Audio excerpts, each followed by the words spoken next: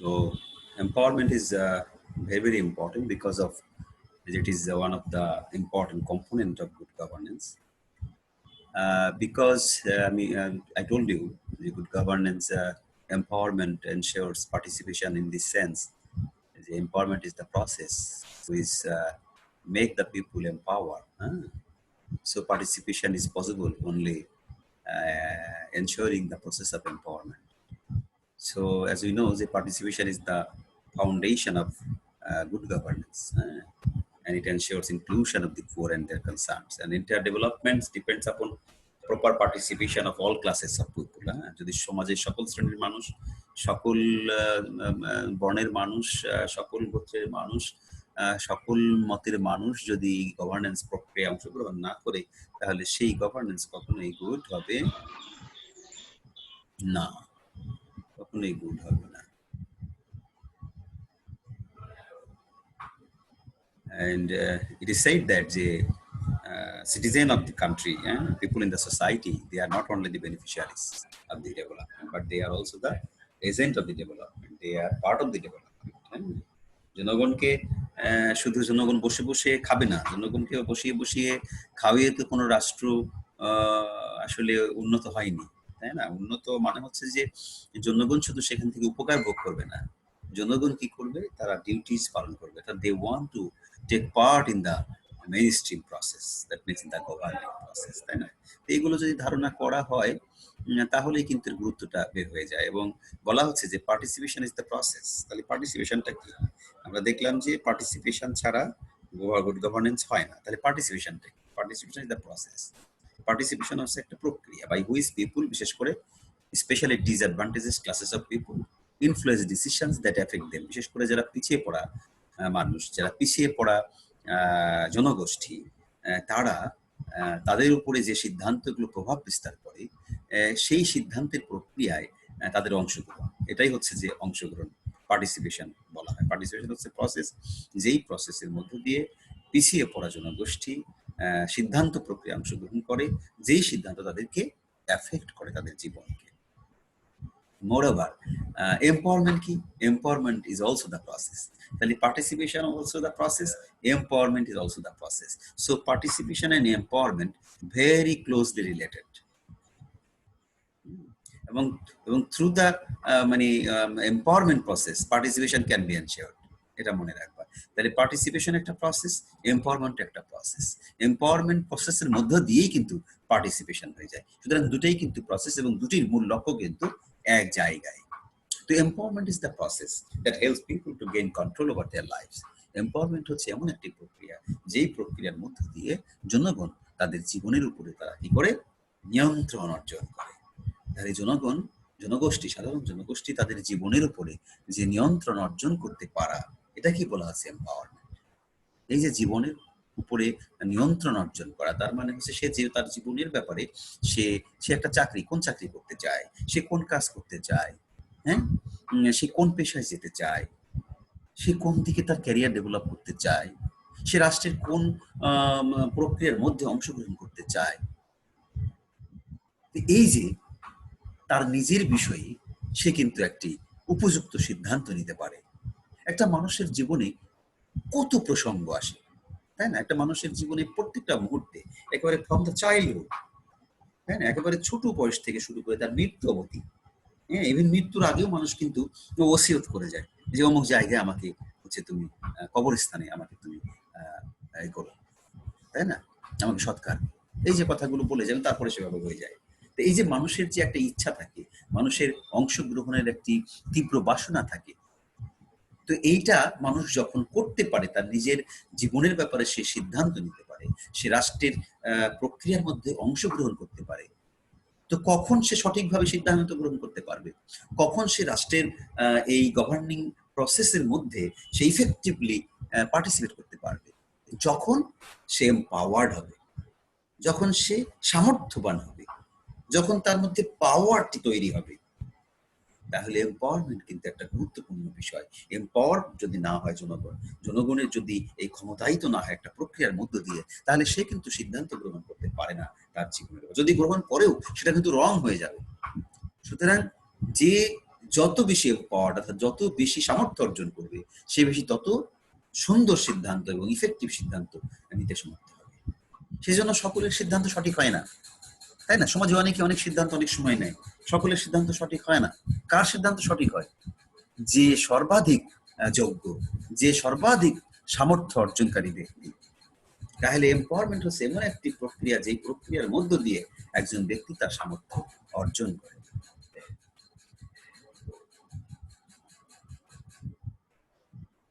Empowerment depends on two things. Empowerment দুটি জিনিসের উপর ডিপেন্ড করে। আমরা গতদিন বলেছিলাম, power is changeable and power can expand. Power মানে সামর্থ্য। পাওয়ার হচ্ছে কি? পাওয়ার হচ্ছে নাম।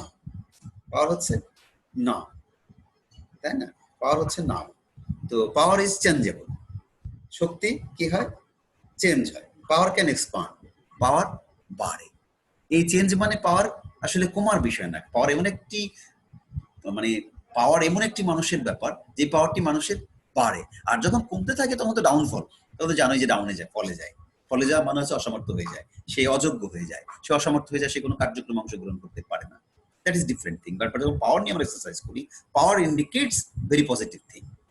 এবং ইট সিমস দ্যাট যে পাওয়ার ইজ চেঞ্জেবল, পাওয়ার পরিবর্তন হয় এবং পাওয়ার ক্যান এক্সপান্ড, এবং পাওয়ার হচ্ছে বর্ধিত হয়। তাহলে পাওয়ারটা কি? Power is often related with our ability to make others do what we want, regardless of their own wishes or interest. পাওয়ার বেশিরভাগ ক্ষেত্রেই বোঝায়, পাওয়ার বলতে বেশিরভাগ ক্ষেত্রেই বোঝায় our ability to make others, আমাদের একটা সামর্থ্য, যেই সামর্থ্য দ্বারা আমরা অন্যকে একটি কাজ করাতে পারি, যা আমরা চাই, যা আমি চাই, regardless of their own wishes or interest. ওই যাদের দিয়ে করাচ্ছি তাদের ইচ্ছার উপরে আমার ইচ্ছা প্রাধান্য পায়। তার মানে কি? কোন ব্যক্তি তার নিজের জীবনের উপরে নিয়ন্ত্রণ সহ সে কি করতে পারছে? সে অন্যকে দিয়েও কাজ করিয়ে নিতে পারছে, সেই বেশি সামর্থ্যবান। তাহলে কনভিন্স করতে পারছে সে, তাই না? সে তার জায়গা তৈরি করতে পারছে সে। তাহলে সামর্থ্যের কিন্তু শেষ নাই, সামর্থ্য কিন্তু এক্সপান্ড, যে বলা হয় যে পাওয়ার ক্যান এক্সপান্ড। তো এটার কিন্তু সর্বজনীন কোনো সীমারেখা নেই। এটা নির্ভর করে ম্যান টু ম্যান, এটা নির্ভর করে ব্যক্তির যোগ্যতা, ব্যক্তির জ্ঞান, ব্যক্তির শিক্ষা, ব্যক্তির দক্ষতা, হ্যাঁ, সবকিছু মিলে নির্ভর করে। এবং এটা একটা রাষ্ট্রের গভর্নিং প্রক্রিয়ার মধ্যে রাষ্ট্রকে এটা তৈরি করে নিতে হয়। রাষ্ট্র যদি তার নাগরিকদেরকে এম্পাওয়ার করতে ব্যর্থ হয়, তাহলে সেই রাষ্ট্রের কিন্তু আলটিমেটলি কিন্তু তার বিজয় নেই, গভর্নেন্স কিন্তু গুড হবে না। পাওয়ার বলতে আরো বোঝাচ্ছে power as influence and control. Power হচ্ছে এমন জিনিস যা প্রভাব বিস্তার করে, কন্ট্রোল যা নিয়ন্ত্রণ করে। Often treating power as a commodity or structure diverse from human action. অনেক সময় হ্যাঁ, মানুষ একটা জিনিস এক জায়গা থেকে আরেক জায়গায় সরাচ্ছে, এরকম ফাংশনকে, এরকম অ্যাকশনকে বলা হচ্ছে না। হ্যাঁ, তুমি 10 মণ 20 মণ মাল সরাচ্ছ, তুমি হচ্ছে যে 80 কেজি 90 কেজি ওজনের মানুষ, তুমি 120 কেজি তুমি হচ্ছে ওয়েট লিফটিং করছো, 200 কেজি ওয়েট লিফটিং করছো, এটা না, এই পাওয়ার বলছে না। হ্যাঁ, এই ধরনের পাওয়ার বোঝাচ্ছে না। কমোডিটি পাওয়ার, স্ট্রাকচারাল পাওয়ার, এটা বোঝাচ্ছে না।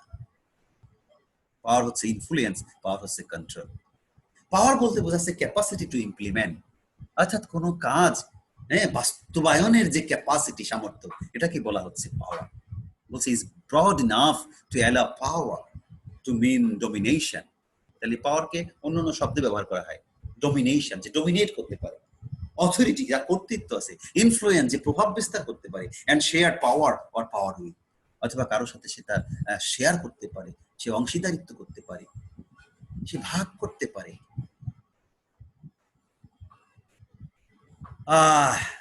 It is this definition of power as a process that occurs in relationship.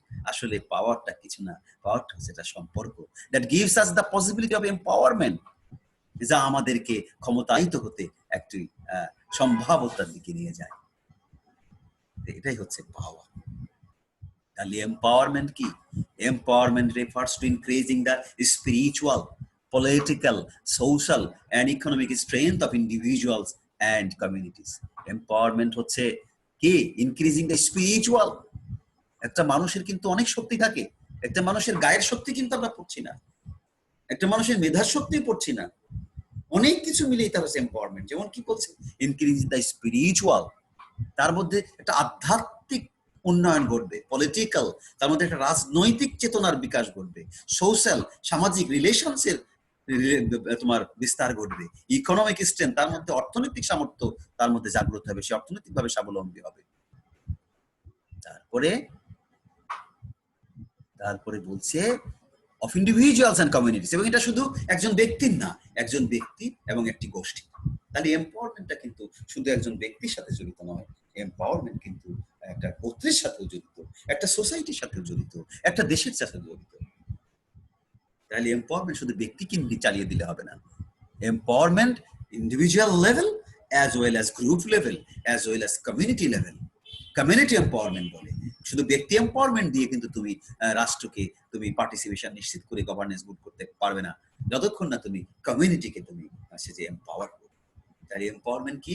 Empowerment হচ্ছে increasing the spiritual, increasing the political, increasing the social, increasing the economic strength. তাহলে তোমার কয়েকদিকে শক্তি বৃদ্ধি পেতে হবে। একটা হচ্ছে তোমার আধ্যাত্মিক শক্তি বৃদ্ধি পাবে, যেই প্রক্রিয়ার মধ্যে দিয়ে, যেই প্রক্রিয়ার মধ্যে তোমার রাজনৈতিক শক্তি বৃদ্ধি পাবে। রাজনৈতিক শক্তি মানে দলাদলি শক্তি না, রাজনৈতিক শক্তি মানে পলিটিক্যাল থট, সোশ্যাল রিলেশনশিপের, তোমার সোশ্যাল মানে হচ্ছে relationship, relations with the institutions, relation with the other individuals, relation with the families, হ্যাঁ, relationship with the other organs of the state. তো সবকিছুর মধ্যে যে একটা সম্পর্ক নিয়েই পৃথিবীতে বেঁচে থাকে, এটা তো সোশ্যাল। তো আমরা অনেককে বলি যে ও খুব সোশ্যাল, আবার অনেককে বলি যে ও খুব আনসোশ্যাল। তার মানে কি? ওর এম্পাওয়ারমেন্ট হয়নি। যে যার যে খুব বেশি সোশ্যাল, যে সমাজে খুব বেশি মিশতে পারছে, তাকে আমরা বেশি এম্পাওয়ার্ড, সোশ্যালি এম্পাওয়ার্ড বলতে পারি। ইকোনমিক স্ট্রেংথ, অর্থনৈতিকভাবে কিন্তু শক্তিশালী হওয়া, সামর্থ্যবান হওয়া খুবই দরকার। তোমার অনেক কিছু আছে, তুমি খুব স্পিরিচুয়াল অনেক তোমার ডেভেলপমেন্ট হয়েছে, পলিটিক্যাল থটের অনেক ডেভেলপমেন্ট হয়েছে, সোশ্যাল অনেক হয়েছে, কিন্তু তুমি আয় রোজগার করতে পারছো না, তোমার অর্থনৈতিক স্বাবলম্বী তুমি হতে পারছো না, তাহলে তো এম্পাওয়ারমেন্ট হয়নি। এম্পাওয়ারমেন্ট তোমাকে অল রেসপেক্টসে হতে হবে। তাহলে এম্পাওয়ারমেন্ট ডিপেন্ড করছে কি, আমরা কাকে দেখে বলবো যে বেশি এম্পাওয়ারমেন্ট? যে ব্যক্তিটি স্পিরিচুয়াল, যে ব্যক্তিটি পলিটিক্যাল, যে ব্যক্তিটি সোশ্যাল, যে ব্যক্তিটি ইকোনমিক, ইন অল রেসপেক্ট একটা ডেভেলপমেন্ট তার মধ্যে আমরা দেখতে পাই, সেই তো বিজয় ছিনিয়ে আনে, সেই তো বিজয়ী হয়। সুতরাং বিজয়ীর সাথে এই এম্পাওয়ারমেন্টের একটা রিলেশন আছে। Without the process of empowerment আমরা কখনোই কোনো বিজয়ীকে দেখতে পারবো না। আর এটা ইন্ডিভিজুয়াল লেভেল হবে এবং কমিউনিটি লেভেল আছে, হোল হবে। Empowerment often involves the empowered developing confidence in their own capacities. আসলে এম্পাওয়ারমেন্টের এই যে আস্তে আস্তে আমরা আগাচ্ছি, এম্পাওয়ারমেন্টের ব্যাখ্যা আমরা আগাচ্ছি। এম্পাওয়ারমেন্টটা হচ্ছে যে একজন ব্যক্তির যে সামর্থ্য আছে, সেই সামর্থ্যের উপরে তার কনফিডেন্স। কনফিডেন্সের বাংলা কি? কনফিডেন্স, কি কনফিডেন্সের বাংলা কি? কেউ বলতে পারো? কনফিডেন্স, বিশ্বাস, বিশ্বাস, বিশ্বাস। Thank you. কনফিডেন্স, আত্মবিশ্বাস, অর্থাৎ একজন ব্যক্তি তার সামর্থ্যের উপরে আত্মবিশ্বাসী না হলে না কোনো সামর্থ্য লাভ হবে না। হাতিও অনেক বেশি শক্তিশালী, হাতিও অনেক বেশি ভারী, কিন্তু হাতির আত্মবিশ্বাস কম, তাই তো মাথার উপরে একজন 40 কেজি 50 কেজির মানুষ তাকে নিয়ন্ত্রণ করে, তাই না? ওইটাকে কিন্তু এম্পাওয়ার্ড বলা হচ্ছে না। এম্পাওয়ারমেন্ট হচ্ছে এমন একটি জিনিস যা তার নিজের সামর্থ্যের উপরে আত্মবিশ্বাসী করে তোলে। সুতরাং নতুন একটা শব্দ আসলো, যে স্পিরিচুয়াল, পলিটিক্যাল, সোশ্যাল, ইকোনমিক স্ট্রেংথের পাশাপাশি আসলো কি? Confidence on own capacities. আরো আসবে। Empowerment is a methodology. Empowerment হচ্ছে একটা পদ্ধতি, ইজ অফ ফেমিনিজম, যা নারীবাদের সাথে জড়িয়ে আছে। এম্পাওয়ারমেন্ট শব্দটি যখনই আমরা বলি, এর পাশাপাশি একটা শব্দ আমাদের সামনে চলে আসে, ফেমিনিজম। খালি স্পিরিচুয়াল হলে হবে না, খালি পলিটিক্যাল হলে হবে না, খালি সোশ্যাল হলে হবে না, খালি ইকোনমিক স্ট্রেংথ হলে হবে না, শুধু কনফিডেন্স অন ক্যাপাসিটিস এর উপরে হবে না। এই শব্দটি যদি আছে নারীবাদের উপরে, নারীবাদ। ধরা হয় empowerment is the opposite name of feminism. ধরা হয় যে উইমেন কমিউনিটিজ ল্যাগিং বিহাইন্ড। ধরা হয় যে নারীরা সমাজে পিছিয়ে, পুরুষরা সমাজে এগিয়ে। সুতরাং এই এম্পাওয়ারমেন্ট শব্দটি এসেই নারীকে সমাজে এগিয়ে নেবার জন্য। নারীর স্পিরিচুয়াল, নারীর পলিটিক্যাল, নারীর সোশ্যাল, নারীর ইকোনমিক স্ট্রেংথ সমাজে in comparison with the male, তারা হচ্ছে দে আর ল্যাকিং বিহাইন্ড। সুতরাং এই যে এম্পাওয়ারমেন্ট এই শব্দটি হচ্ছে যে মানে বলবো যে has been develop with the development of the women folk, that is very much closely related with the feminism. Moreover, empowerment is a multi-dimensional social process. তাহলে empowerment কিন্তু একটা, this is not a single process, this is multi-dimensional social process. হ্যাঁ, এটা শুধু multi-dimensional না, এটা social, আবার এটা প্রসেস। তাহলে তিনটা জিনিস, এম্পাওয়ারমেন্ট আসলে তিনটা জিনিস, মাল্টি-ডাইমেনশনাল, সোশ্যাল আর প্রসেস। এই তিনটা জিনিস কি করে? That helps people gain control over their life, যাতে একজন ব্যক্তি তার নিজের উপর নিজের জীবনের উপর সে কর্তৃত্ব অর্জন করে। তার জীবনকে সে কোন দিকে প্রবাহিত করবে, তার জীবনে সে কি সিদ্ধান্ত নেবে, কি তাকে উন্নয়নের শিখরে পৌঁছে দেবে, কি তাকে সফলতা এনে দেবে। তো একজন ব্যক্তি ইন্ডিভিজুয়াল লেভেলে সফল, পরিবার সফল, একজন ব্যক্তি সামাজিকভাবে সফল, রাষ্ট্র সফল। এভাবেই তো একটি উন্নত সমাজ গড়ে উঠেছে পৃথিবীতে, একাধিক উন্নত সমাজ পৃথিবীতে গড়ে উঠেছে। তাহলে আমরা দেখতে পাচ্ছি যে এটা হচ্ছে একটা প্রসেস, তারপর হচ্ছে মাল্টি-ডাইমেনশনাল, আর তারপরে কি বললাম যে এটা হচ্ছে প্রসেস মাল্টি-ডাইমেনশনাল সোশ্যাল। তাহলে এটা কিভাবে প্রসেস বলছি? ইট is a process that foster powers, that is the capacity to implement. অর্থাৎ কোনো কিছু বাস্তবায়ন করার যে সামর্থ্য, এই সামর্থ্যটাই হচ্ছে এই সামর্থ্যের যে প্রক্রিয়া অর্জন করা, সেটাই হচ্ছে processing people for use in their own life, their communities and in their society. তাদের নিজের জীবন, তাদের নিজেদের সমাজ এবং তাদের গোত্র, by acting on issues that they define as important, যেটাকে তারা মনে করে যেটা তাদের জন্য, তাদের সমাজের জন্য, তাদের গোত্রের জন্য এবং তাদের নিজেদের জীবনের জন্য খুবই প্রয়োজন, সেই বিষয়ে যে একটি নিয়ন্ত্রণ অর্জন করা, এটাকে বলা হচ্ছে প্রসেস। তো আমরা দেখতে পাচ্ছি যে এই এম্পাওয়ারমেন্টে তিনটা জিনিস আমি বললাম, it is multidimensional, it is social and it is process. এই তিনটি হচ্ছে আমরা কম্পোনেন্ট পেলাম এম্পাওয়ারমেন্টে। তাহলে এম্পাওয়ারমেন্টের how many components? 3 components. It is a process, it is a social process, and it is a multidimensional social process. So it is not only process, it is multi-dimensional. What type of? Social. তাহলে empowerment হচ্ছে multi-dimensional social process. কেন এটা multi-dimensional? ব্যাখ্যা দিছে, it occurs with sociological. S multi-dimensional, single না, এটা শুধু সামাজিক না, এটা সোশ্যাল ডাইমেনশনাল, মানে হচ্ছে যে এটা বহুবিধ এর হচ্ছে যে দিক রয়েছে, ফ্যাক্টরস রয়েছে, সোশ্যোলজিক্যাল, সাইকোলজিক্যাল, এই নতুন শব্দ আসলে, ইকোনমিক এন্ড আদার ডাইমেনশন। অর্থাৎ মানুষের সাথে জড়িয়ে আছে যত যত ফ্যাক্টরস, এই জন্য বলা আছে মাল্টি-ডাইমেনশনাল। মানুষের স্পিরিচুয়াল ডেভেলপমেন্ট হবে, মানুষের ইকোনমিক ডেভেলপমেন্ট হবে, স্ট্রেংথ হবে, মানুষের সোশ্যাল স্ট্রেংথ হবে, মানুষের পলিটিক্যাল স্ট্রেংথ আসবে, তাই না? এগুলো সবকিছু সমন্বয় না হলে তো আসলে সে এম্পাওয়ার্ড বা প্রকৃত যোগ্য নাগরিক হবে না। Empowerment also occurs at various levels, such as individual level, such as group level, community level, as a whole, state level. So it is multi-dimensional. তারপর বলা আছে it is social. কেন এটা social? Because it is very much related with one each another. এটা হচ্ছে একটা সম্পর্কের বিষয়, এবং বলাই হচ্ছে যে এম্পাওয়ারমেন্ট হচ্ছে basically relationship. So it is social. তারপরে বলা আছে it is process. কেন প্রসেস?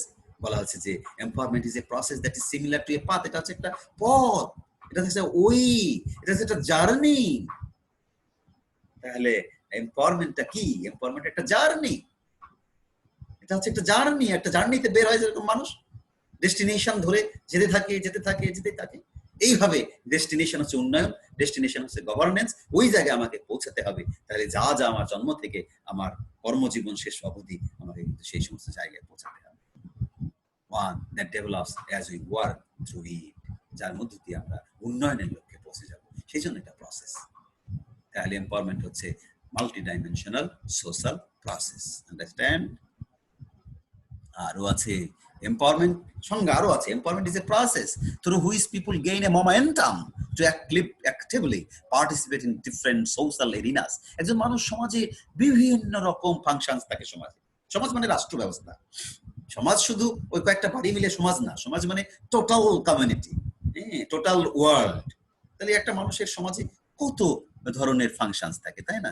সোশ্যাল লাইফে মানুষের কত কিছুর সাথে মানুষ জড়িয়ে থাকে। তাই বলছে সেই সমস্ত জায়গাগুলোতে অ্যাক্টিভলি পার্টিসিপেট করা, খালি কাগজে কলমে রোল নাম্বার লেখা না, যে আমি আজকে হাজির আছি স্যার, অমুক মিটিং আমি হাজির ছিলাম। আর এই অমুক মিটিং এ তুমি হাজির থাকলে পিছনে বসে থাকলে লাভ নাই, দর্শক কাতারে বসে তো লাভ নাই। লিডার কাতারে থাকতে হবে, লিডিং স্টেজে থাকতে হবে। তাই বলছে যে actively participate in different social life arenas, demand their own rights, যেখানে তারা নিজেদের অধিকার দাবি করতে পারে। এখন একজন ব্যক্তি খুব সুন্দর দেখতে শুনতে, লেখাপড়া করে খুব যোগ্যতা অভিজ্ঞতা, মনে হয় যে রাজনৈতিক অর্থনৈতিক সব জ্ঞান আছে, কিন্তু সে কোনো তার কোনো ডিমান্ড নাই, তার কোনো নিজের কোনো রাইটস সে চাইতে পারে না। তার মানে কি? তার সব ডেভেলপমেন্ট হয়নি। তাহলে ডিমান্ড দেয়ার ওন রাইটস, এই ডিমান্ড করার একটা সামর্থ্য থাকতে হবে। Use the opportunities to make progress, উন্নয়নের জন্য সে কি করবে? সুযোগ সুবিধা ইউজ করবে। আজকে টেকনোলজি উন্নয়ন দেখো, সরকার কত কিছু করছে, তো এই জায়গা থেকে কি করতে হবে? এই জায়গা থেকে আমাকে সেই অপরচুনিটিস গুলো নিতে হবে। সমাজে কিন্তু অনেক অপরচুনিটিস সমাজে ঘুরে বেড়ায়, কিন্তু যোগ্য লোকরা সেই অপরচুনিটিস নিচ্ছে, আর অযোগ্যরা কিন্তু নিতে পারছে না, তারা খাটতে খাটতে মরে যাচ্ছে। তো এই যে টেকনিক জানা, to use the opportunities to make progress and develop their capabilities, এবং এর মধ্য দিয়ে প্রত্যেকে তার নিজের যে সামর্থ্য, সেই সামর্থ্যটি তার। এই তোমরা এটা কি করো?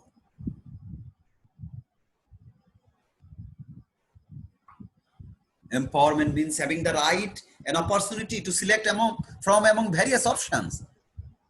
একজন মানুষের সামনে অনেক অপশনস থাকবে, এর মধ্যে তার জন্য সুইটেবল কোনটা, সে সেটা গ্রহণ করতে পারছে কিনা। এই আব্দুল্লাহ হোসেন, তুমি কেন আনমিউট করছো বারে বারে? আমি মিউট করছি, তুমি আনমিউট করছো কেন? তোমার ওখান থেকে শব্দ আসছে তো। Empowerment means having the right and opportunity to select from among various options. একজন ব্যক্তির সামনে অনেক অপশনস থাকবে, তার মধ্যে বেস্ট অপশন সিলেক্ট যে করতে পারে। আব্দুল্লাহ হোসেন, আব্দুল্লাহ হোসেন, আব্দুল্লাহ হোসেন কে? আব্দুল্লাহ হোসেন, হ্যাঁ, তুমি কেন মিউট করছো না? তুমি কেন আনমিউট করছো সবসময়? আমি মিউট করে দিচ্ছি আর তুমি আনমিউট করছো কেন? তুমি হাত দেবে না ইয়াতে, যতক্ষণ ক্লাস হবে তুমি হচ্ছে যে তোমার অডিওতে হাত দেবে না। তাহলে empowerment means having the right and opportunity to select from among various options. তাহলে অনেক অপশনস তোমার সামনে। তোমার ধরো কুষ্টিয়া থেকে ঢাকায় যেতে হবে, কত অপশন আছে তোমার? অনেক অপশন, ট্রেন আছে, বাস আছে, তারপরে যশোর হয়ে প্লেন আছে, বাইসাইকেল আছে, মোটরসাইকেল আছে, ভুটভুটি আছে, কত অপশনস আছে, তাই না? এই যমুনা ব্রিজ হয়ে যাওয়া যায়, আবার এদিক দিয়ে যাওয়া যায়। Which one is best option for you as per your ability, in terms of time, in terms of money, in terms of feasibility? এই সমস্ত অনেক লেখাপড়া আছে সামনে, তুমি কোন লেখাপড়াটি করবে? এই যে অনেক চাকরি আছে, অনেক ক্যাডার আছে, তুমি কোন ক্যাডারটি নেবে? তুমি নাকি আল্লাহ যেটা দেয় সেটাই?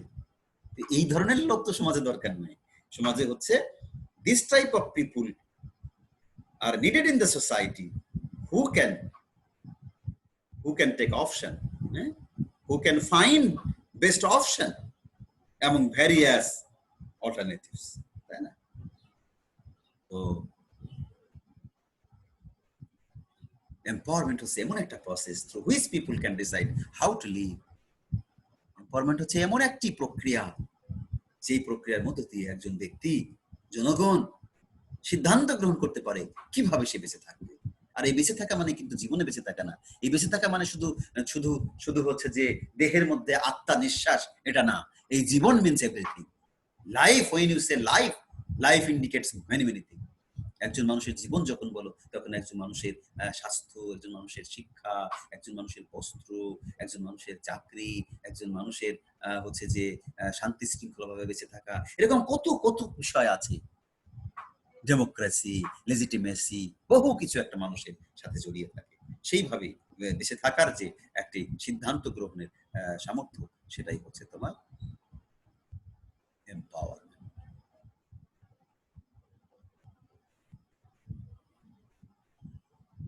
ক্যারোলিন মোজার এম্পাওয়ারমেন্টের সংজ্ঞা দিয়েছে।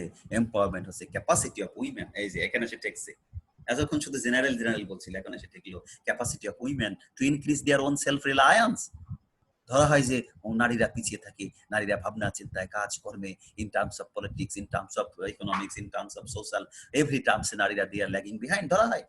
সুতরাং যখন বলা হচ্ছে যে এম্পাওয়ারমেন্ট, তখন বলা হচ্ছে empowerment means the capacity of women to increase their own self Reliance, যাতে তারা নিজেরা নিজেদের উপর স্বাবলম্বী হতে পারে, সেটা বৃদ্ধি করাটাই হচ্ছে এম্পাওয়ারমেন্ট।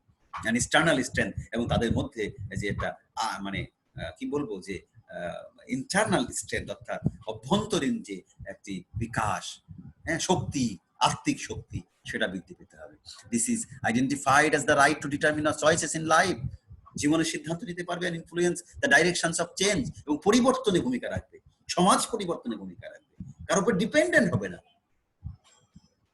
একজন মানুষ they cannot depend another person, তারা নিজেদের মতো করে সামর্থ্যবান হবে, তারা নিজেদের মতো করে হচ্ছে সমাজে পার্টিসিপেট করবে in the developing process, in the governing process, using the best options for them, তাই না? chooses in life and to influence the directions of change, তারা হচ্ছে যে কি বলা হচ্ছে ডাইরেকশন অফ চেঞ্জ, অর্থাৎ পরিবর্তনের চেঞ্জ মেকার হিসেবে কাজ করবে, through the ability to gain control over crucial material and non-material resources. Crucial, non material যে বিষয়গুলো থাকবে, সবগুলো বিষয়তেই সে ম্যাটেরিয়াল, তো বুঝতেই পারছো যে একটা পদার্থধারী জিনিস, যা দেখা ছোঁয়া যায়, এগুলো ম্যাটেরিয়াল। আর হচ্ছে যে নন ম্যাটেরিয়াল, অর্থাৎ কিছু ইন্টেলেকচুয়াল, কতগুলো রাইটস থাকে, ইন্টেলেকচুয়াল একটা জগৎ আছে। পৃথিবীর সব জগৎ তো আর ধন সম্পদ, টাকা পয়সার মধ্যে সীমাবদ্ধ না, তাই না? পৃথিবীর অনেক সম্পদ, ইন্টেলেকচুয়াল, সফট স্কিল ডেভেলপমেন্ট ইত্যাদি ইত্যাদি, এগুলো অনেক সম্পদ থাকে। সেখানেও নারীর একটা কন্ট্রোল তাকে অর্জন করতে হবে তার সামর্থ্য দিয়ে। সো নারী হোপলেস হবে না, নারী কারোর উপর ডিপেন্ডেন্ট হবে না, সে তার সেলফ রিলায়েন্সটাকে সে বাড়িয়ে তুলবে। এই জন্য নারীরা কি বলছে, নারীরা এখন কি বলছে, নারীরা বলছে যে মানুষ হতে হবে, নারীরা বলছে কি পায়ে দাঁড়াতে হবে।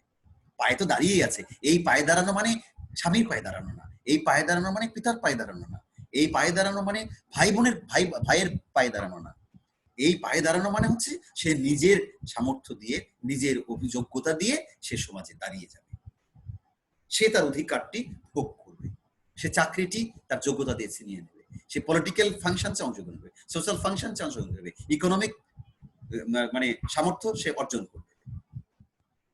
এটা হচ্ছে যে এম্পাওয়ারমেন্ট। শেন অ্যান্ড গ্রাউন্ড তারা একটা বই লিখছে, তারা বলছে উইমেন এম্পাওয়ারমেন্ট, এম্পাওয়ারমেন্ট মানে হচ্ছে women empowerment, women's empowerment is the transformation of the structures of subordination. তাহলে উইমেন এম্পাওয়ারমেন্ট বলতে সমাজকে এমন কাজ করতে হবে যাতে সাবঅর্ডিনেশনটা চলে যায়, সাবঅর্ডিনেশনটা কমায় দাও, এমনই নারী চলে যাবে। তাহলে নারী সাবঅর্ডিনেট কি? নারী হচ্ছে সাবঅর্ডিনেট যখন সে ছোট শিশু, তখন পিতামাতার অধীনে থাকে, যখন সে হচ্ছে যে বিয়ে হয়ে যায় তখন স্বামীর অধীনে, যখন সে বৃদ্ধ হয়ে যায় তখন সন্তানের অধীনে। তাই বলছে এই সাবঅর্ডিনেশনটাকে বাদ দিতে হবে, ট্রান্সফর্ম করে ফেলতে হবে, তাহলে নারীর ক্ষমতায়ন হবে। ইনক্লুডিং চেঞ্জেস ইন ল, সেজন্য আইন পরিবর্তন করতে হবে, সিভিল কোডস, দেওয়ানি বিধি পরিবর্তন করতে হবে, প্রপার্টি ল পরিবর্তন করতে হবে, ইনহেরিটেন্স রাইটস পরিবর্তন করতে হবে, কন্ট্রোল ওভার উইমেন বডিজ, নারীরা তাদের দেহ নিয়ে সিদ্ধান্ত তারা নেবে, and labor, তারা কোথায় শ্রম দেবে সেটাও তারা সিদ্ধান্ত নেবে, and social legal institutions that endorse male community, এবং এমন কিছু প্রতিষ্ঠান, যে প্রতিষ্ঠানগুলো পুরুষের আধিপত্য আছে, সেই সমস্ত জায়গায় নারীকে অংশগ্রহণ নিশ্চিত করতে হবে, তাহলেই সেটাকেই বলছি আমরা উইমেন্স এম্পাওয়ারমেন্ট। তাহলে এম্পাওয়ারমেন্ট মানে উইমেন্স এম্পাওয়ারমেন্ট, আর উইমেন্স এম্পাওয়ারমেন্ট মাল্টিপল, এটা বোঝায় transformation of the structure of subordination including changes in law, civil codes, property, inheritance rights, control over women's bodies, and labour and the social legal institution that endorse male community. তাহলে যে সমস্ত জায়গায় পুরুষ শাসিত এই সমস্ত জায়গাগুলো রয়েছে, সেই সমস্ত জায়গায় পরিবর্তন এনে নারীকে সাবঅর্ডিনেশনটা ট্রান্সফার করে ফেলতে হবে, নারীকে ওখানে 1 নম্বরে নিয়ে আসতে হবে, পুরুষকে 2 নম্বরে নিয়ে আসতে হবে। এইভাবে উনি বলছেন তার এমপাওয়ারমেন্ট প্রসেসের কথা বলছেন।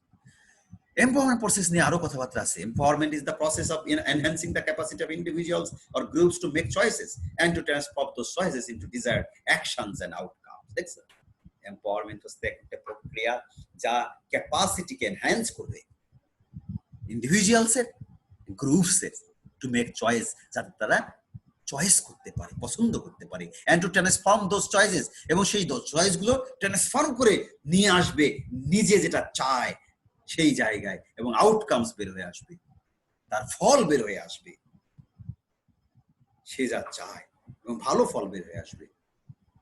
সুতরাং নারী ভাববে না যে শি ইজ ব্যাকওয়ার্ড, নারী ভাববে না যে সে কারো কারো হচ্ছে যে সফলতার উপরে নির্ভর করছে, তা না, সে চেঞ্জ মেকার হিসেবে সেই সফলতা অর্জন করবে। ওটা কি বলা women empowerment? The expansion of assets and capabilities of poor people to participate in. Empowerment বলতে বোঝাচ্ছে এক্সপানশন অফ অ্যাসেট, সম্পদের বৃদ্ধি, এন্ড ক্যাপাবিলিটিস অফ পোর পিপুল, এবং গরিব মানুষকে সামর্থ্যবান করা, টু পার্টিসিপেট ইন, যাতে তারা অংশগ্রহণ করতে পারে, সব জায়গায় অংশগ্রহণ করতে পারে, নেগোশিয়েট উইথ, তার সাথে তারা একটা সমঝোতা করতে পারে, ইনফ্লুয়েন্স, প্রভাব বিস্তার করতে পারে, কন্ট্রোল, নিয়ন্ত্রণ করতে পারে, and hold accountable institutions that affect their lives, এবং সেই সমস্ত প্রতিষ্ঠানকে তারা জবাবদিহি অধীনে নিয়ে আসতে পারে যেই সমস্ত প্রতিষ্ঠানগুলো তার জীবনকে প্রভাবিত করে। তাহলে এইভাবে ক্ষমতায়িত করে, অর্থাৎ সামর্থ্যবান করে নাগরিক হিসাবে নারীকে তার জায়গায় সৃষ্টি করাটাই হচ্ছে women empowerment. Empowerment is the process of increasing the assets, সম্পদের বৃদ্ধি হবে, and capabilities of individuals or groups to make purposive choices. ঠিক আছে, পারপাসিভ চয়েসেস, এই চয়েসটা কিন্তু নট ইন জেনারেল, এই চয়েসটা হচ্ছে পারপাসিভ, এক এক পারপাসে এক এক রকম করে চয়েস করার সামর্থ্য তার মধ্যে অর্জন করে দেওয়া, and to transform those choices into desired actions and outcomes. সে যেরকম চায় সেই রকম অ্যাকশনস, সেই রকম আউটকামস চলে আসবে। এখন কোন প্রক্রিয়া আমরা এম্পাওয়ারমেন্ট করব? এ লিস্ট রয়েছে, হ্যাঁ, এক বিগ লিস্ট রয়েছে যে এই সমস্ত কাজ যদি একটা রাষ্ট্র করে তাহলে সেটাকে বলা হচ্ছে প্রসেস অফ এম্পাওয়ারমেন্ট, এবং এর আলটিমেট রেজাল্ট হচ্ছে একটি ক্যাপাবল সোসাইটি তৈরি হয়ে যায়, একটা ক্যাপাবল হচ্ছে যে কমিউনিটি তৈরি হয়ে যায়, তাই না, এবং একটা ডেভেলপড স্টেট তৈরি হয়ে যায়, ডেভেলপ নেশনস তৈরি হয়ে যায়। সেটা কি? Having decision making power of one's own, অর্থাৎ কোনো একজন ব্যক্তি যেন নিজে সিদ্ধান্ত নিতে পারে সেরকম একটা প্রক্রিয়া তোমাকে করতে হবে। Having access to information and resources for taking proper decisions, তথ্যের অবাধ সরবরাহ থাকতে হবে, তথ্যের অ্যাভেলেবিলিটি থাকতে হবে, অ্যাভেলেবিলিটি অফ ইনফরমেশন থাকতে হবে, and resources for taking proper decision, এবং সম্পদের পর্যাপ্ততা থাকতে হবে যাতে যাতে সবাই, নারী পুরুষ নির্বিশেষে, নারী পুরুষ ধর্মভেদ, হ্যাঁ, তারপরে তোমার হচ্ছে বর্ণভেদে সকলেই যেন সঠিক সিদ্ধান্ত গ্রহণ করতে পারে, সেই রকম একটি প্রসেস তোমাকে সমাজের মধ্যে, রাষ্ট্রের মধ্যে, গভর্নেন্সের মধ্যে রাখতে হবে। Having a range of options from which you can make choices, অনেকগুলো অপশনস থাকবে, তার মধ্যে থেকে তুমি চয়েস করবা উইথ রিজনস, চয়েস করবা with reasons, not yes or not. এই তুমি কি এ বি সি কোনটা নেবা? বলে আমি সি। কেন? চোখ বন্ধ করি, আমার সিতে হাত গেছে না, এমন না, এমন না।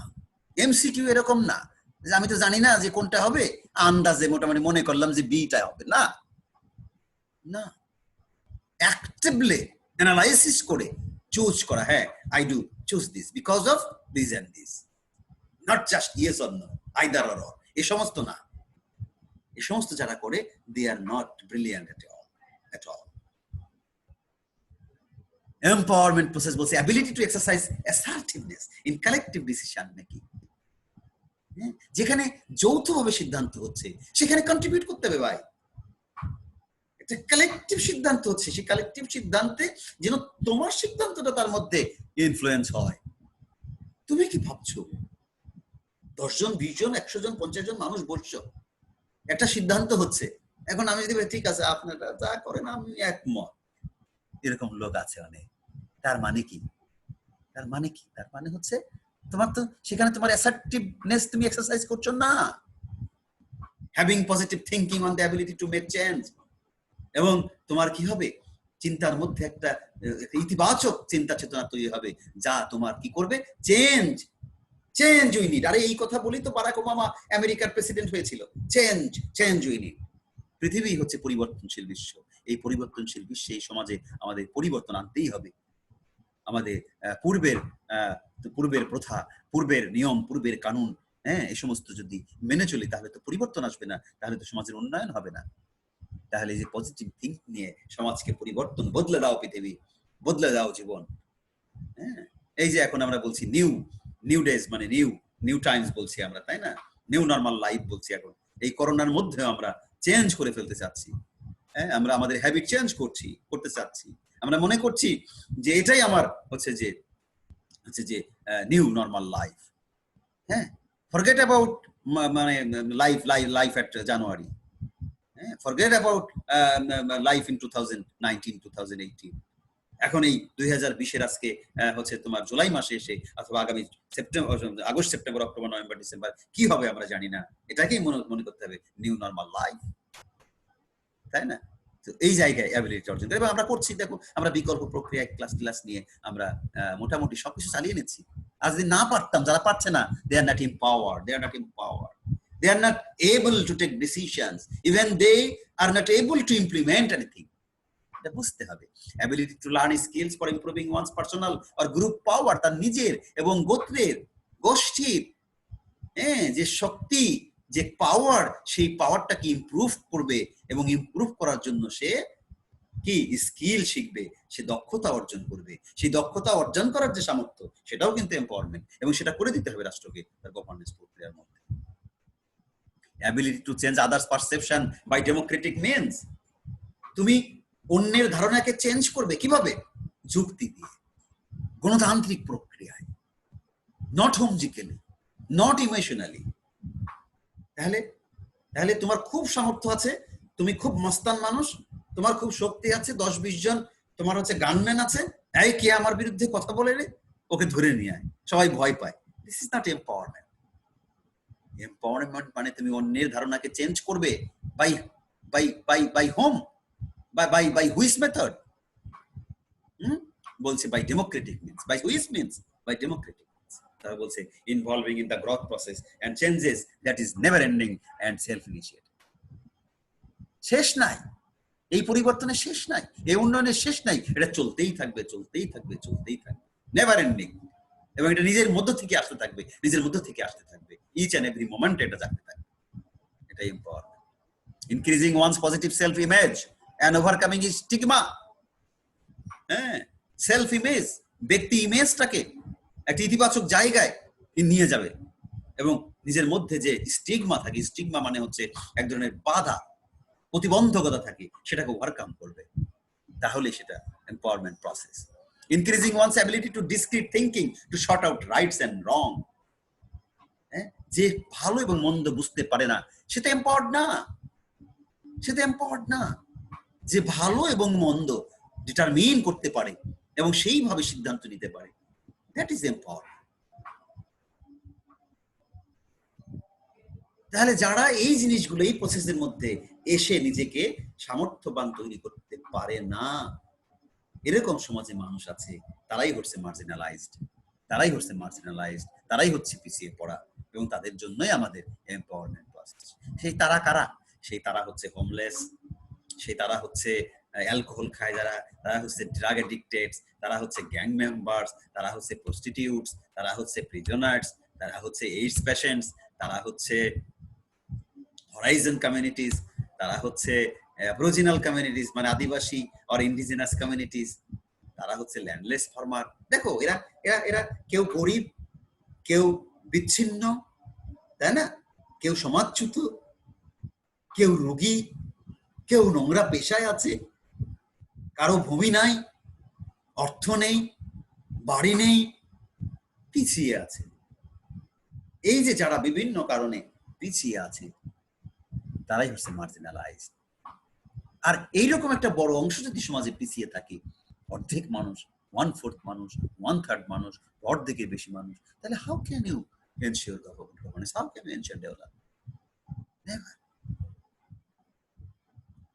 তাহলে মার্জিনালাইজড কারা? এই যে বললাম, marginalised refers to the overt trends within societies by those perceived as lacking desirable traits or deviating from the group norms tend to be excluded by wider society and ostracized as undesirable. তারা অস্পর্শ হিসাবে, অনাকাঙ্ক্ষিত হিসাবে তারা সমাজে থেকে যায়।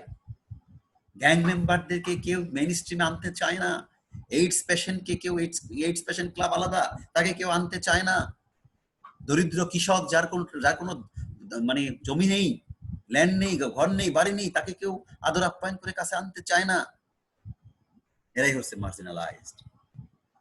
দে lose their self confidence, তারা তাদের নিজেদের উপরে আত্মবিশ্বাস হারিয়ে ফেলে, because they cannot be fully self supporting, কারণ তারা নিজেরা নিজেদের উপর নির্ভরশীল হতে পারছে না।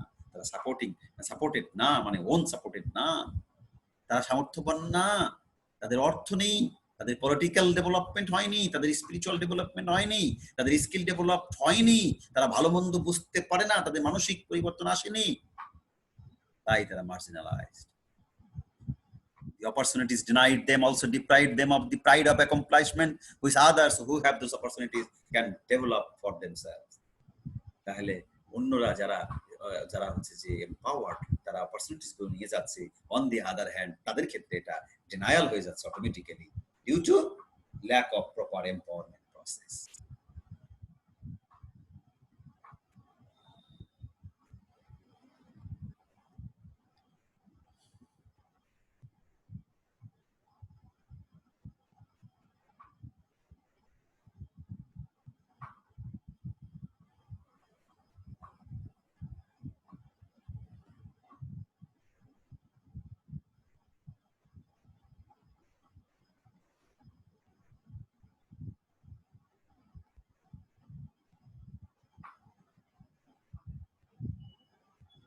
তাহলে রাষ্ট্র কি করবে?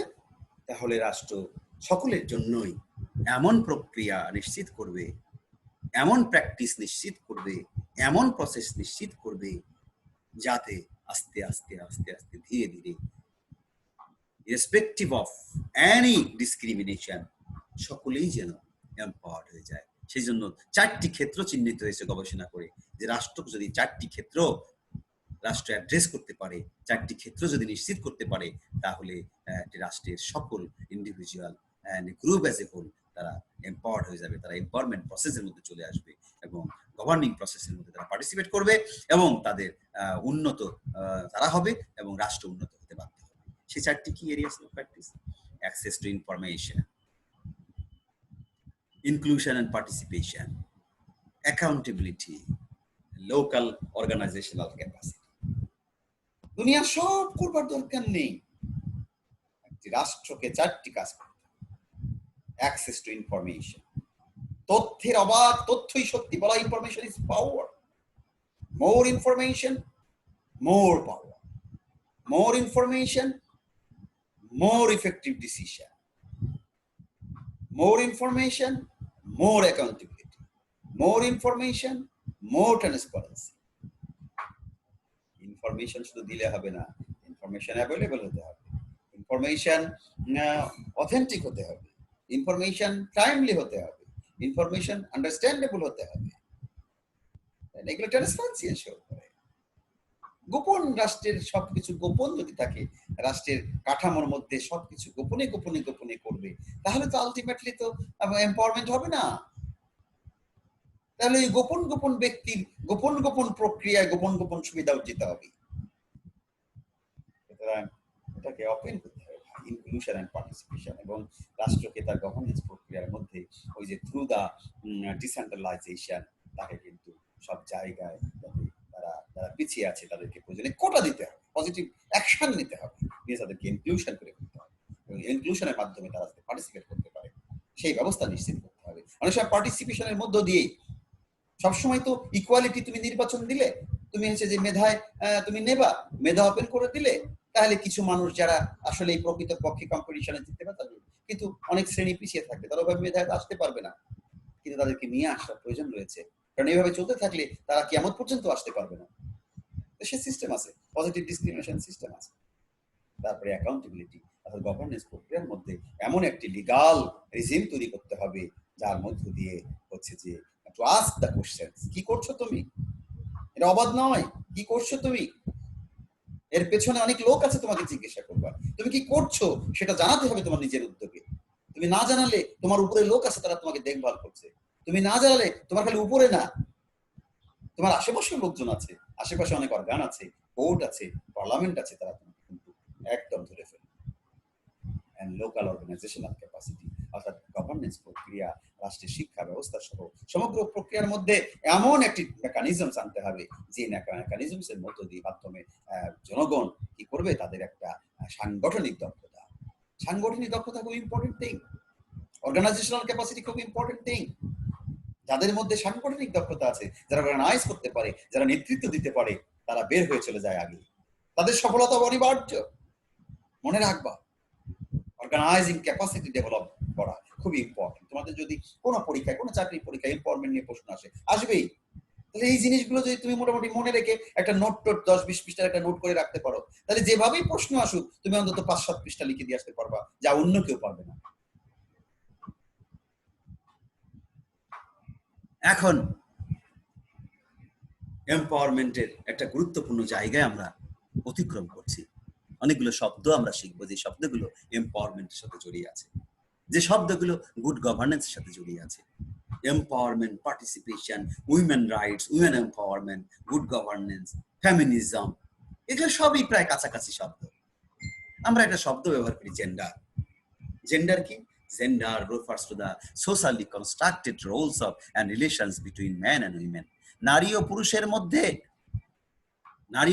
মধ্যে কি সম্পর্ক শুধু জৈবিক? নারী ও পুরুষের মধ্যে যদি সম্পর্ক জৈবিক হয় তাহলে সেটা সেক্স। আমরা বলি দাম্পত্য জীবন মানে সেক্সুয়াল লাইফ, কনজুগাল লাইফ। কিন্তু আমরা যদি বলি পারিবারিক জীবন, দ্যাট ইজ সোশ্যাল। তাহলে নারী পুরুষের মধ্যে যে সামাজিক সম্পর্ক তাকে আমরা বলি জেন্ডার, আর নারী ও পুরুষের মধ্যে যে জৈবিক সম্পর্ক, বায়োলজিক্যাল রিলেশন, সেটার নাম হচ্ছে সেক্স। তাহলে জেন্ডার আর সেক্সের পার্থক্য আছে না নাই? আছে, আমরা শিখলাম। তাহলে gender refers to the social construction of female and male identity. আমরা কি জেন্ডার অ্যানালাইসিস করব? হ্যাঁ, আমরা তো নারী পুরুষকে বায়োলজিক্যাল সেন্সে আলাদা করতে চাই না। একজন পিতা একজন মাতা হতেই পারে, একজন ঔরস্যে থাকে একজন গর্ভে থাকে, হতেই পারে। নারীর কাজের একটু ভিন্নতা আছে, পুরুষের কাজের ভিন্নতা আছে। কিন্তু আমরা যখন সমাজের নারী পুরুষ হিসেবে তাদেরকে আমরা গবেষণার মধ্যে নিয়ে আসবো, তাদেরকে আমরা এম্পাওয়ারমেন্টের অংশ হিসেবে নিয়ে আসবো, তখন আমি কি সেক্স অ্যানালাইসিস নাকি জেন্ডার অ্যানালাইসিস করব? বলা হচ্ছে জেন্ডার অ্যানালাইসিস করব। জেন্ডার অ্যানালাইসিস কি? তার সংজ্ঞা দেওয়া হচ্ছে। জেন্ডার অ্যানালাইসিস হচ্ছে examination the differences in men's and women's lives. তাদের যে জীবন, সেই জীবনের মধ্যে যে পার্থক্য নারীর এবং পুরুষের জীবন, including those which lead to social and economic inequity for women, and applies this understanding to policy development and service delivery. তাহলে রাষ্ট্রের যে নীতিগত উন্নয়ন এবং রাষ্ট্রের যে সার্ভিস দেওয়া হয়, এই সমস্ত প্রক্রিয়ার মধ্যে নারী পুরুষের অর্থনৈতিক এবং সামাজিক যে বৈষম্য আছে, যে পার্থক্য আছে, সেই পার্থক্য নিয়ে যে আলোচনাটা, এক্সামিন, পরীক্ষা করা, সেটাই হচ্ছে জেন্ডার অ্যানালাইসিস।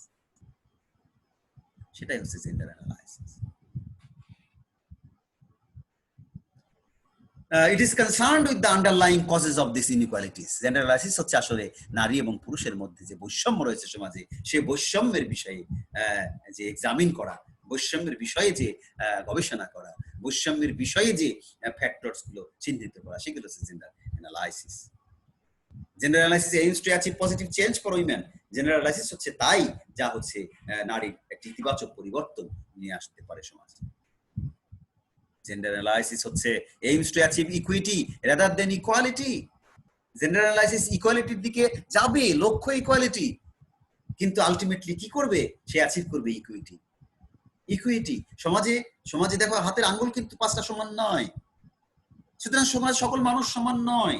মানুষ কিন্তু ছোট বড়, ধনী গরিব আছে। সকলের জন্য যদি তুমি এক ট্রিটমেন্ট দাও, তাহলে সেই সমাজে কিন্তু শুধু যারা লম্বা, শুধু যারা সামর্থ্যবান, তারাই কিন্তু সুবিধা পেয়ে যাবে। সুতরাং যারা খাটো আছে, যারা দুর্বল আছে, তাদেরকেও কিন্তু তোমার ওই লেভেলে। সেজন্য এই যে ইকুয়ালিটি, এই ধারণাটা কিন্তু অ্যাবসার্ড। এটা ইউনিভার্সাল ধারণা না। This is not perfect concept.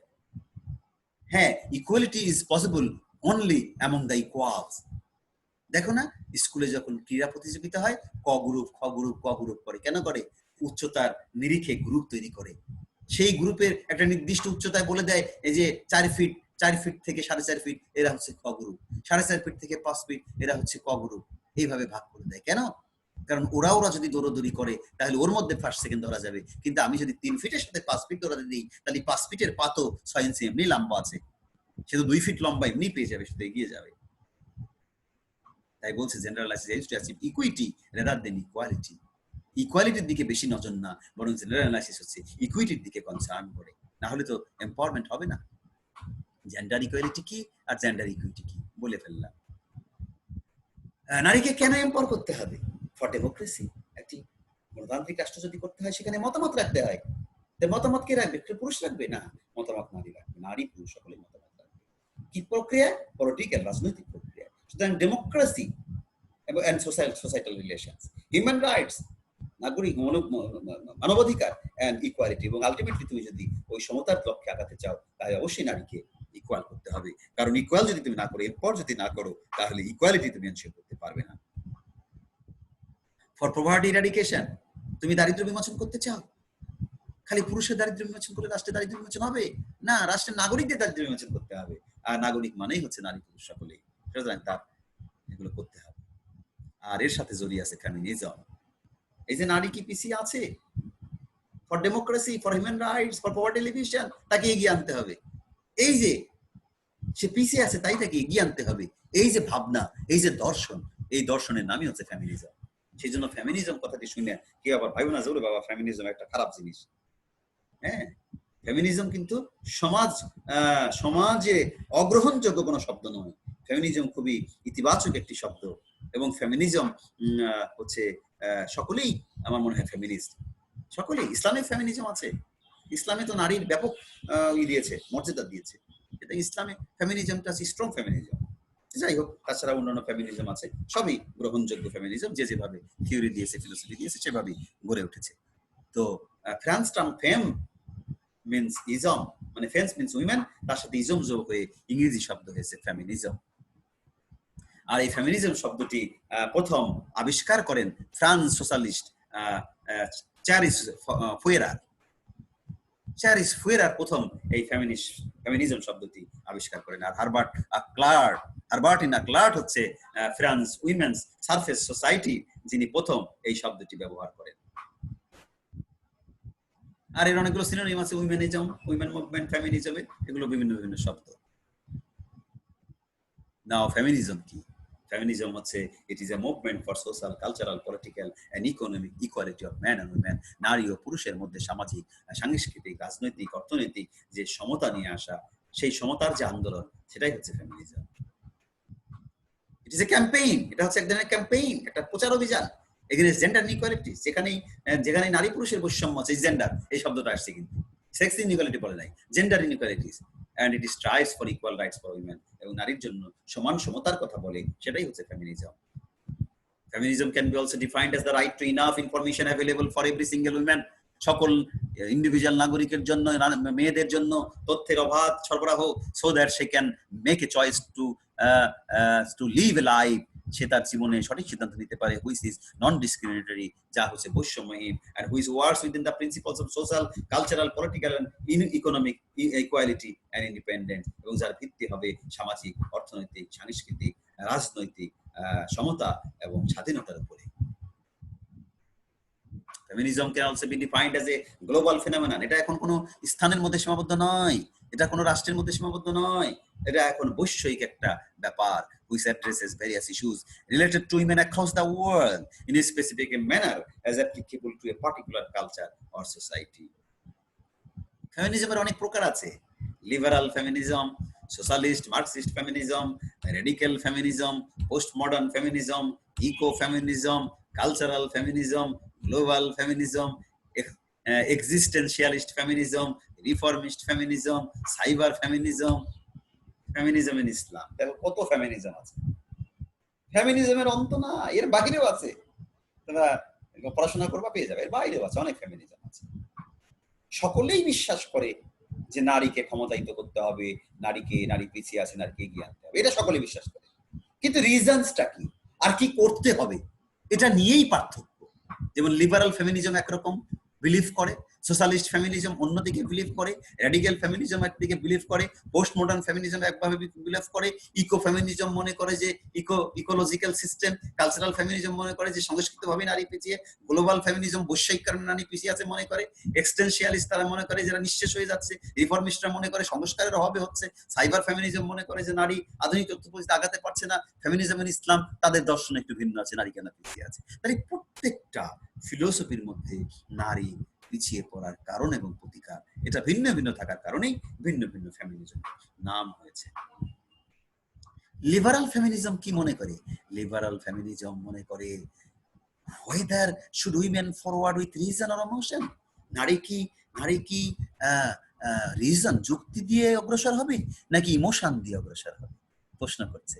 whether will they make friendship with man or forward with sex, তারা কি নারীর সাথে পুরুষের সাথে বন্ধুত্ব তৈরি করবে না তারা দাম্পত্য সম্পর্ক তৈরি করবে, এই যে প্রশ্ন করছে। whether will they make a responsible family, তারা কি একটি দায়িত্বশীল সংসার গঠন করবে, or continue conjugal life forwarding with sex, নাকি তারা যৌনতা দিয়ে তারা কনজুগাল লাইফ তৈরি করবে। তাহলে এই যে দেখো প্রশ্ন করছে 4 নম্বর করছে whether will they be responsible mother, তারা কি দায়িত্বশীল মা হবে, or merely produce children, নাকি শুধু সন্তান উৎপাদন করবে। এই প্রশ্নগুলোর মধ্যেই কিন্তু রিজন পাওয়া গেছে যে নারী ইমোশন দিয়ে আগাচ্ছে, নারী দে আর ফরওয়ার্ডিং উইথ সেক্স, নারী কনজুগাল লাইফ এর মধ্যে চলে যাচ্ছে, হ্যাঁ তারা যে শুধু সন্তান প্রডিউস করছে, এইগুলো মনে করছে যে রিজন লিবারাল ফেমিনিজম। তার উত্তরও কিন্তু এর মধ্যে এসে গেছে। With reason, yes with reason. They will make a friendship with men and women, yes, friendship, not sex. They will be responsible member of the family, yes. Whether they will be responsible mother, yes, they will be responsible mother. সমাধানও দিয়ে দিয়েছে। এটা আছে liberal ফেমিনিজমের কথা।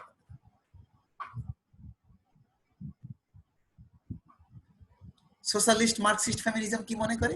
মনে করে যে women operation cost by economic dependence, তারা অর্থনৈতিকভাবে পিছিয়ে আছে, তাই নারীরা পুরুষের চেয়ে পিছিয়ে আছে।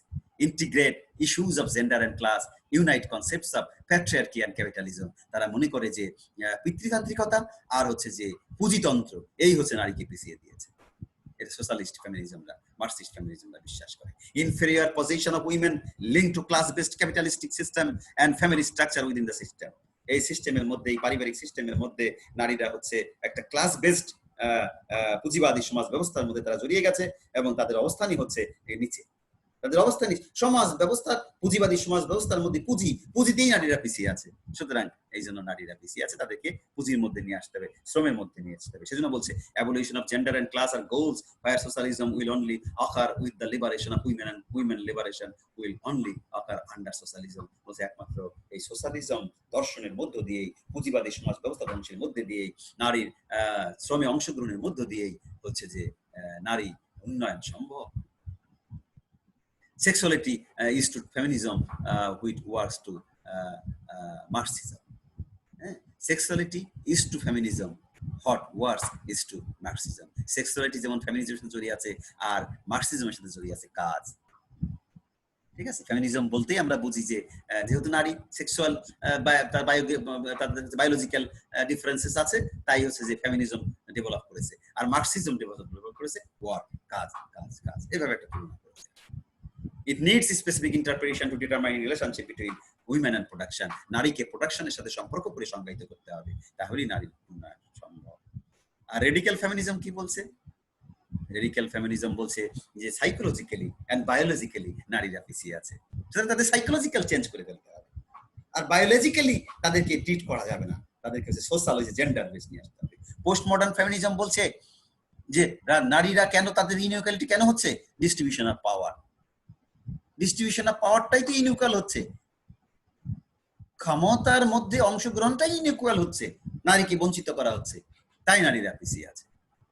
ইকোফেমিনিজম বলছে যে প্রকৃতির সাথে চিন্তা করা হয় যে প্রকৃতির সাথে নারীরা খুব জড়িয়ে আছে, সুতরাং নারীরা প্রকৃতির সাথে থালাবাটা মাজা সহ পানিটা নিয়ে এগুলোর সাথে জড়িত থাকবে, ইকোফেমিনিজম। হ্যাঁ, সুতরাং এগুলোই তাদেরকে পিছিয়ে নিয়ে গেছে, পরিবেশই তাদেরকে পিছিয়ে নিয়ে গেছে, সুতরাং পরিবেশ চেঞ্জ করতে হবে, তাদেরকে বের করে এনে ওখানে পুরুষকে ঢোকাতে, এই জাতীয় কিছু চিন্তা ভাবনা তারা করতে চায়।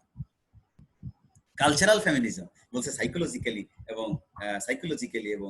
যে অ্যাজ এ সেক্স উইমেন হচ্ছে সেকেন্ড সেক্স, আমরা বলছি যে সেই কারণেই নারীরা সাংস্কৃতিগতভাবে নারীরা পিছিয়ে আছে, এটা হাজার বছরের সংস্কৃতি, সুতরাং সংস্কৃতি এটা বজায় রাখছে, তাই নারীরা পিছিয়ে আছে, সুতরাং সংস্কৃতি চেঞ্জ করে করতে হবে। গ্লোবাল ফেমিনিজম বলছে victims of inferiority and patriarchal, অর্থাৎ নারীরা যে বৈশ্বিকভাবে নারীরা পিছিয়ে আছে এবং যে একটা পিতৃতান্ত্রিক সমাজ ব্যবস্থা সারা পৃথিবীতেই বলবৎ থাকায় অগ্রাধিকার পাওয়ায় নারীরা পিছিয়ে আছে। আর এক্সিস্টেন্সিয়ালিস্ট ফেমিনিজম মনে করে যে society makes the women other আর সেকেন্ড। হ্যাঁ, এক্সিস্টেন্সিয়ালিস্টরা মনে করে যে 1 নম্বরে পুরুষকে বসানো হয়, 2 নম্বরে নারীকে বসানো হয়। First sex male, second sex, দেখো চাকরি বাকরি ফর্মে আসে মেল আর ফিমেল, আগে ফিমেল লেখে না। তুমি বিদেশে যাবা, ইমিগ্রেশনে যাবা, আগে লেখা আছে মেল, তারপর লেখা আছে ফিমেল। এইভাবেই তৈরি হয়ে গেছে, সেই জন্যই তারা 2 নাম্বার, নারীরা আছে সেকেন্ড ক্যাটাগরি আর পুরুষরা ফার্স্ট ক্যাটাগরি। রিফর্মিস্ট ফেমিনিজম তারা মনে করে আইন কানুনের মধ্যেই নারীদেরকে পিছিয়ে রাখা হয়েছে, সুতরাং এগুলো চেঞ্জ করে ফেলতে হবে, আইন তৈরি করতে হবে এবং ইলেকট্রাল সিস্টেমটাকে চেঞ্জ করে এনে নারীকে ক্ষমতার মধ্যে নিয়ে আসতে হবে। সাইবার ফেমিনিজম মনে করে যে টেকনোলজিক্যালি দে আর ল্যাগিং বিহাইন্ড, সুতরাং টেকনোলজিক্যাল ডেভেলপমেন্ট নারীর হচ্ছে না, ফলে নারীরা পিছিয়ে আছে। ফেমিনিজম ইন ইসলাম তো বলছেই যে নারীকে আল্লাহ তাআলা অনেক বেশি মর্যাদা দিয়ে সৃষ্টি করেছেন এবং রাসূলের জামানার পূর্বে আইমে জাহিলিয়াতে মেয়েকে হত্যা করা হতো, তাই না? তো মেয়েকে বাঁচিয়ে রাখা হতো না, মেয়েকে খুব নিকৃষ্ট একটা প্রাণী হিসাবে, মানুষ হিসাবে মনে করা হতো। তো সেটা ইসলাম প্রতিষ্ঠিত করেছে। এগুলো নিয়ে আমাদের অনেক কথাবার্তা আমরা জানি। এখন নারীকে এই উন্নয়নের যুগে যুগে, দশকে দশকে কিন্তু কতগুলো কনসেপ্ট ইন্টারন্যাশনালি ডেভেলপ করেছে, কতগুলো ইন্টারন্যাশনালি কনসেপ্ট ডেভেলপ করেছে। Women in development, women and development, gender and development. প্রথমটা হচ্ছে উইমেন ইন ডেভেলপমেন্ট, উন্নয়ন প্রক্রিয়ার মধ্যে নারীকে সম্পৃক্ত করা। উইমেন অ্যান্ড ডেভেলপমেন্ট, উন্নয়নের পাশাপাশি নারীকে এগিয়ে যাওয়া। দেখো কনসেপ্ট কিন্তু WAD অ্যান্ড GAD, এগুলো কিন্তু পর্যায়ক্রমিক দশকে চেঞ্জ হয়েছে। আমার বইয়ের মধ্যে সবকিছু তোমরা ডিটেল পাবা, এত আলোচনা করার সুযোগ আজকে নাই, আমরা 5-7 মিনিটের মধ্যে শেষ করে দেবো। তাহলে উইমেন ইন ডেভেলপমেন্ট অর্থাৎ উন্নয়ন প্রক্রিয়ার মধ্যে নারীকে নিয়ে আসা, এটা প্রথম দিকে চিন্তা করা হয়েছে। সেটাও যখন সাকসেস হচ্ছে না, তখন উইমেন অ্যান্ড ডেভেলপমেন্ট, উন্নয়নের পাশাপাশি নারীকে তুমি সেট করো। তারপরে বলা হচ্ছে না, নারী বলো না, জেন্ডার অ্যান্ড ডেভেলপমেন্ট, অর্থাৎ অ্যাজ এ জেন্ডার, সামাজিক রিলেশন হিসেবে নারীকে বাড়িয়ে চলো, তাহলেই কেবল উন্নয়ন হবে। হ্যাঁ, অ্যাপ্রোচেস টু উইমেন ডেভেলপমেন্ট, এগুলো কিছু বলে অ্যাপ্রোচ ডেভেলপ করেছিল। Welfare approach, equity approach, anti poverty approach আর ইফিসিয়েন্সি অ্যাপ্রোচ, এবং তারপরে এম্পাওয়ারমেন্ট অ্যাপ্রোচ। এইভাবে দেখো 5টা অ্যাপ্রোচ চেঞ্জ করেছে। আগে ছিল ওয়েলফেয়ার অ্যাপ্রোচ, বলছে যে নারীকে ওয়েলফেয়ার করো, নারীর ওয়েলফেয়ার। যেমন আমরা কি করি, আমরা গর্ভবতী মাকে কি খাওয়াই, শাকসবজি খাওয়াই, ভালো কিছু খাওয়াই। কেন খাওয়াই? ওই সন্তানকে ভালো সুন্দর হওয়ার জন্য, ওই সন্তানের জন্য আমরা মাকে খাওয়াই। তো বলছে যে যেহেতু জাতিকে উন্নয়ন করতে হবে, তাই নারীর ওয়েলফেয়ার করতে হবে, নারীর মঙ্গল করতে হবে, নারীর কল্যাণে প্রজেক্ট নিতে হবে। এগুলো মনে হয় এগুলো কি, যে নারীকে হচ্ছে যে সমস্ত বিশেষ প্রণোদনা দিয়ে তাকে তৈরি করে আনা, এটাও দেখছে যে না, সফল হচ্ছে না। দেন ইকুইটি অ্যাপ্রোচ, তারা বলে যে না, তাহলে ওরা যে পিছিয়ে আছে, ওদেরকে সমতার দিকে আনতে গেলে ওদেরকে কিছু বিশেষ সুবিধা দিয়ে তাদেরকে আনতে হবে। সেটাও যখন হচ্ছে না, তখন অ্যান্টি পভার্টি অ্যাপ্রোচ চলে আসলো, দারিদ্র বিমোচন, ওদেরকে কর্ম দাও, কর্ম দিয়ে দারিদ্র বিমোচনে অংশগ্রহণ করো। এবং সেটাও কিন্তু একসময় 70-এর দশক 80-এর দশকে চলে আসলো। তারা বলছে না, তাতেও হচ্ছে না, এদেরকে লেখাপড়া শেখাতে হবে, এফিশিয়েন্ট করে গড়ে তুলতে হবে। সেটাও যখন নারী এম্পাওয়ারমেন্টে যথেষ্ট সার্থক হচ্ছে না, তখন এই যে তোমার 90-এর দশকে চলে আসলে এম্পাওয়ারমেন্ট অ্যাপ্রোচ, অর্থাৎ নারীকে ক্ষমতায়নের একটা প্রক্রিয়ার মধ্যে, প্রসেসের মধ্যে নিয়ে আসতে হবে। ওই যে যেটা আমরা বলছিলাম যে access to information, inclusion and participation, যেটা আমরা বলছিলাম ওখানে, তাই না? এবং লোকাল অর্গানাইজেশনাল ক্যাপাসিটি, অ্যাকাউন্টেবিলিটি, এই জিনিসগুলোর মধ্য দিয়ে নারীকে নিয়ে আসতে হবে। সেজন্য পৃথিবীতে অনেক আইন ডেভেলপ করেছে, জাতিসংঘের আইন। তোমরা দেখবা যে জাতিসংঘ প্রতিষ্ঠিত হয়েছে সেই 24 অক্টোবর 1945 থেকে আজ পর্যন্ত, এবং জাতিসংঘের চার্টারের যে প্রিয়াম্বল, সেখানেও কিন্তু নারী পুরুষের সমতার কথা বলা আছে। Universal Declaration of Human Rights, UDSR, যেটা মানবাধিকার সর্বজনীন দলিল 1948 সালে। মানবাধিকার নিয়ে আমি ভাবছি যে একদিন একটা ওয়ার্কশপ করবো বাইরের গেট নিয়ে, তোমাদের সাথে সুযোগ পেলে। তো যাই হোক, universal Declaration of Human rights 1948, সেখানে আর্টিকেল 1, আর্টিকেল 16, সেখানে নারী পুরুষের সমতা, বিশেষ করে নারীর সমতার কথা সেখানে বলা আছে। তারপরে common article 3 of the ICSCR এবং ICCPR, অর্থাৎ universal Declaration of Human rights এর পরে দুটি দলিল তৈরি হয়েছিল, দুটি চুক্তি তৈরি হয়েছিল 1966 সালে। একটা হচ্ছে International Covenant on Economic, Social and Cultural Rights, অর্থাৎ অর্থনৈতিক ও সামাজিক অধিকারগুলোকে একত্রে নিয়ে একটা কোভেনেন্ট হয়েছিল, এবং রাজনৈতিক অধিকারগুলোকে আলাদা নিয়ে একটি সিভিল এবং পলিটিক্যাল অধিকারগুলোকে আলাদা নিয়ে একটি কভেনেন্ট হয়েছিল, সেটাকে বলা ICCPR, International Covenant on Civil and Political Rights. হ্যাঁ, তো সুতরাং এই যে দলিল হয়েছিল, সেই দুটি দলিলেরই কমন আর্টিকেল 3 হচ্ছে যে তোমার নারীর অধিকার নিয়ে কথাবার্তা বলা ছিল। and convention on the elimination of all forms of discrimination against women, CEDAW, তোমরা জানো যে নারীর উন্নয়নে, নারীর আন্তর্জাতিক যে নারীর জন্য যতগুলো ডেভেলপমেন্ট হয়েছে, লিগাল রিজিম হয়েছে, তার মধ্যে ইম্পর্টেন্ট সিডো দলিল। সিডো দলিল 1979, এই সিডো দলিলের আর্টিকেল 3, আর্টিকেল 7 খুব ভালো করে দেখবা, সেখানে নারীর উন্নয়নে কতগুলো অ্যাপ্রোচের কথা বলা আছে, কতগুলো পদক্ষেপ নেওয়ার কথা বলা আছে, এগুলো তোমরা কি স্টাডি করবা। Declaration on equality of women and men 1988 সালের ইউরোপে, এটা ইউরোপের জন্য প্রযোজ্য, সেখানে আইনগুলো হয়েছে। Declaration on the elimination of violence against women 1993, এটা জাতিসংঘের একটা রেজুলেশন, যে নারীর প্রতি যে সহিংসতা হয়, সহিংসতা দূরীকরণের একটা ঘোষণা, সেটা কিন্তু গ্রহণ করা হয়। আরো আছে Mexico conference of 1975, Copenhagen conference of 1980, অর্থাৎ 5 বছর পর পর নারীর উন্নয়নে কনফারেন্স হয়েছে কিন্তু আন্তর্জাতিকভাবে। নাইরোবি কনফারেন্স হয়েছে 85 সালে, আর বেজিং কনফারেন্স হয়েছে 10 বছর পরে 1995 সালে, সেখানে 12টি এরিয়া চিহ্নিত হয়েছে, এটাকে বলা হয় platform for actions, PFA, platform for actions. নারীর জন্য 12টি কনসার্ন এরিয়া, নারীর শিক্ষা, নারীর স্বাস্থ্য, নারীর রাজনীতি, হ্যাঁ, নারীর অর্থনীতি, এইভাবে নারী কেন্দ্রিক 12টি ফিল্ড নির্ধারণ হয়ে কি ভাবে সেই সমস্ত জায়গায় নারীকে এম্পাওয়ার করা যায়, নারীর উন্নয়নে পদক্ষেপ নেওয়া যায়, সেগুলো বেজিং কনফারেন্সে কিন্তু গৃহীত হয়েছে। এবং ইউনিভার্সাল ডিক্লারেশন অফ ডেমোক্রেসি 1997, সেখানেও নারীকে কিন্তু অন্তর্ভুক্ত দেওয়া হয়েছে। আর কমনওয়েলথের জন্য প্রযোজিত Latimer House guidelines for the Commonwealth 1998, সেখানেও নারীর জন্য আছে। সব আমার বইয়ের মধ্যে পাবা, না হলে তোমার নেটে ঢুকবা, এর প্রত্যেকটা টাইটেল দিয়ে তোমার নেটে ঢুকলেই পেয়ে যাবা। World conference on agrarian reform and rural development, সেখানেও নারীর কথা বলা আছে। আর বাংলাদেশে তো বলবার অপেক্ষাই রাখে না। বাংলাদেশের সংবিধানে আর্টিকেল 27 সমতার কথা বলা আছে, আর্টিকেল 28 কর্মের সমতার কথা বলা আছে, আর্টিকেল 28 এখানেও কর্মসমতার কথা বলা আছে, একবার 28 সবগুলি কর্মের সমতা, 29 সমতা, 29 2 সমতা, সবই সমতা। কোন জায়গায় নারীরা কিভাবে সমতা পাবে, কিভাবে নারীরা ইকুয়ালি ট্রিট পাবে, সবই আছে। ডাউরি প্রভিশন অ্যাক্ট 1980 সালের এখন নাই, এখন 2018 সালে, সেখানে নারীর যে নির্যাতন হয়, নারীকে বিক্রি করা হয়, তাই না, নারীর কাছ থেকে টাকা নেওয়া হয় পিতার কাছ থেকে, এবং তার জন্য কিন্তু এই যে ডাউরি প্রভিশন অ্যাক্ট আছে। তারপর চাইল্ড ম্যারেজ অ্যাক্ট, রেস্ট্রিন্ট অ্যাক্ট, এটা হচ্ছে 1984 সালের, সেটাও নারীকে রক্ষা করেছে। ফ্যামিলি কোর্ট অর্ডিন্যান্স, নারীর জন্য একটা কোর্টই আছে আলাদা বাংলাদেশে, প্রত্যেকটা উপজেলা একটা করে কোর্ট আছে নারীর অধিকার রক্ষায়। এবং the ministry of women and children affairs তৈরি হয়েছে বাংলাদেশে। National policy for women development, advancement of women 2011 সালে এই সরকার গঠন করেছে, এটা তোমরা পাবে, এটা নেটে ঢুকলেই তোমরা পাবে, নারী উন্নয়ন নীতি তোমরা পেয়ে যাবে। তারপরে পিআরএসপি, পভার্টি রিডাকশন স্ট্র্যাটেজি, পিআরএসপি যেটা তৈরি হয়েছে 2005 সালে সম্ভবত, সেটাও কিন্তু তুমি নারীর অনেক কিছু দেখবে। এবং রিসেন্ট হাইকোর্ট ডিভিশনস এর একটা judgement, Bangladesh national women lawyers association BNWL একটা মামলা করেছিল 2008 সালে, এবং সেই মামলায় কিন্তু সেক্সুয়াল হ্যারাসমেন্ট বলতে কি বোঝায় সেইগুলোর উপরে কিন্তু ডিরেকশন দিয়েছে, এবং সকল শিক্ষা প্রতিষ্ঠান সহ বাংলাদেশের সকল প্রতিষ্ঠানে যাতে নারীর উপর সহিংসতা না হয়, নারীর উপরে নির্যাতন না হয়, নারীর সেক্সুয়াল অ্যাবিউজ না হয়, নারীর উপরে সেক্সুয়াল হ্যারাসমেন্ট না হয়, সব ডিরেকশন কিন্তু এই মামলাতে দিয়ে দিয়েছে। এবং এই ডিরেকশনস গুলো সরকার এখন বাস্তবায়ন করছে। সরকার এখন আইন তৈরি করতে পারেনি, বাস্তবায়ন করছে। এবং কোন বিষয়গুলো উইমেন হ্যারাসমেন্ট হবে, সেক্সুয়াল হ্যারাসমেন্ট হবে, সেটাও কিন্তু ওখানে ডেফিনিশন দিয়ে দেওয়া হয়েছে।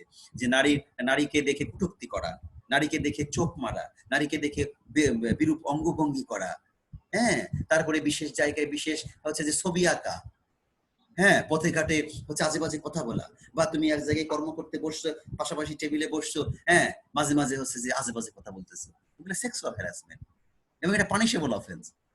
এগুলো নিয়ে ইন্টারনাল কি মেকানিজমস হবে, কি রাষ্ট্র ব্যবস্থা গ্রহণ করবে, সব বলা আছে এই ডাইরেক্টিভসে। এগুলো তোমরা দেখবা as a student of law. এগুলো দেখো, এই সব আমি যে কথাগুলো বললাম সেগুলোর সাথে এখানে বলা আছে। That's all from my side. একটা অনেক বড় চ্যাপ্টার আজকে আমরা শেষ করলাম। আশা করি কিছুটা হলেও তোমাদেরকে জ্ঞান দিতে পেরেছি কিনা জানি না, বাট চেষ্টা করেছি। এখন তোমাদের যদি কোনো কোশ্চেন থাকে, আজকে একটু লং টাইম নিলাম কারণ দীর্ঘ 2 দিন আমরা ফেল করেছি, আমরা আজকে এখন success. Now any question? Any question?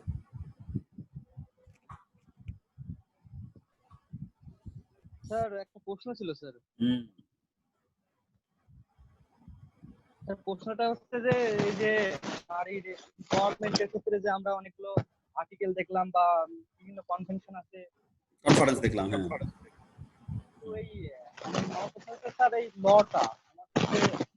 লটা কিভাবে হচ্ছে গভর্নমেন্ট বা পাওয়ারের ক্ষেত্রে কাজ করে? দাঁড়াও আমি একটু তোমাকে আমি হেল্প করি আমার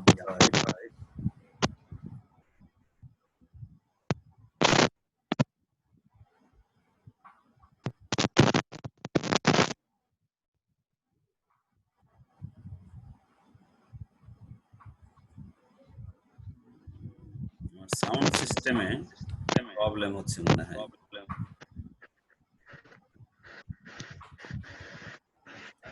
তুমি আবার প্রশ্ন করো তো। স্যার বলতেছিলাম যে এই যে আজকে আমরা তিনটা জিনিস দেখলাম, পাওয়ার, এম্পাওয়ারমেন্ট আর নারীর ক্ষমতায়নের বিষয়ে। তো নারীর ক্ষমতায়নের বিষয়ে স্যার অনেকগুলো আর্টিকেল দেখলাম আমরা, তারপরে ইন্টারন্যাশনাল হচ্ছে ডেভেলপমেন্ট, আহ, ইন্টারন্যাশনাল লিগ্যাল ডেভেলপমেন্ট। হ্যাঁ, অনেকগুলো চার্টার দেখলাম, মানে কনভেনশন দেখলাম, কিন্তু এই পাওয়ার এবং এম্পাওয়ারমেন্টের ক্ষেত্রে স্যার আমাদের লটা কিভাবে কাজ করতেছে, মানে এই ভেরি বিষয়ে। Very good. এখন সেটাই আমি যতটুকু তোমার কথায় বুঝতে পারছি যে ইন্টারন্যাশনাল ইন্টারন্যাশনাল যে ইন্টারন্যাশনাল যে তোমার প্রোটেকশন, ইন্টারন্যাশনাল যে লিগ্যাল প্রোটেকশন, এটা তো ইন্টারন্যাশনালি তৈরি করা আছে, কখনো জাতিসংঘের অধীনে, কখনো বা জাতিসংঘের বাইরে লাটিমার হাউস গাইডলাইন্স, কমনওয়েলথের অধীনে, কখনো ইউরোপ বেস, তাই না, বিভিন্ন জায়গায় তৈরি হয়েছে।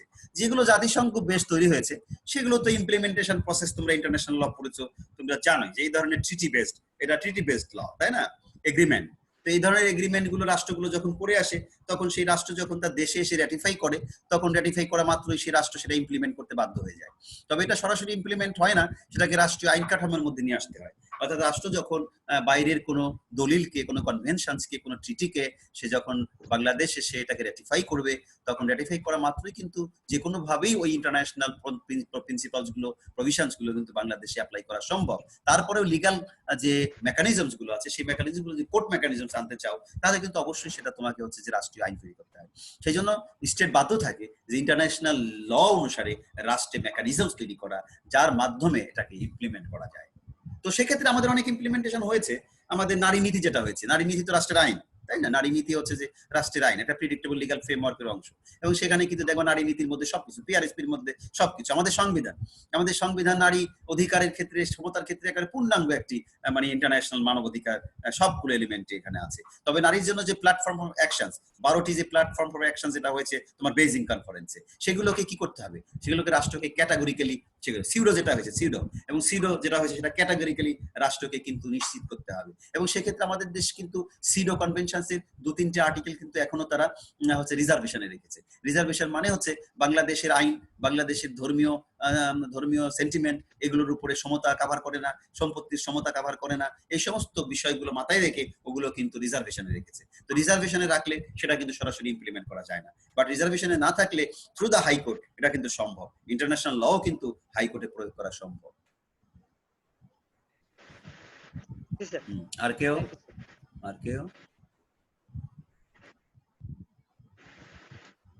আর মেয়েরা কই, মেয়েদের প্রশ্ন নাই?